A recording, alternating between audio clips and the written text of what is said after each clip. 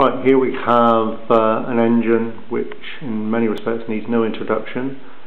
This is a 1958 Mamod Me2 marine engine. In my opinion, it's certainly one of the most difficult to obtain Mamod models, certainly one of the rarest. I would stick my neck out and even say that this is harder to get hold of than an SE4.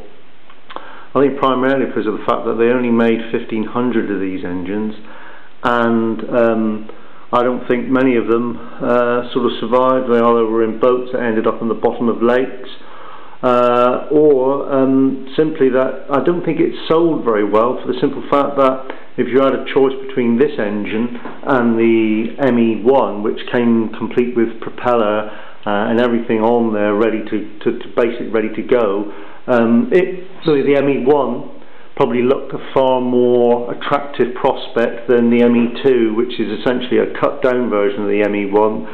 Upright engine here, we see like a dogged pulley here, and a much shorter base plate, so you could sort of fit a drive shaft on here and essentially create a boat more to your own specification, whereas the ME1 dictated how long the hull could be because of the shaft already on there. So I think it certainly is one of the rarest Mamods you can buy.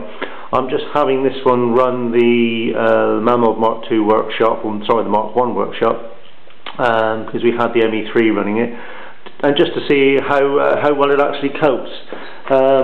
It's just waiting for steam to get up now. I would say overall, you know, I've only ever seen 2 or 3 of these, certainly on eBay. Certainly only one at Steam Toys in Action, funny enough, this year, which was running another workshop. I recently had an inquiry about one of these, someone who said, well, a waste of time basically, but I think they'd like to get their hands on one. So I said to this, or through an email to this young thug, essentially that you could have it for £400, and you know, the sort of put your money where your mouth is remark, but obviously it was a complete little bullshit. So I'm just going to give this one a run using a straightforward drive band, going to the end of the line shaft with a larger pulley there to give it a bit of a mechanical advantage.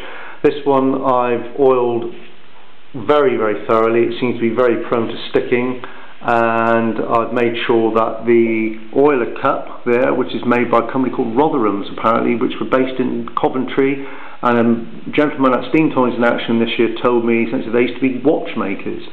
So anyway, that's full of lovely thick steam oil. I've had the engine upside down to ensure that basically it gets as much oil in that piston as possible, and I've also made sure that the actual shaft itself is oiled really thoroughly. So hopefully this one will be ready to rock and roll very shortly.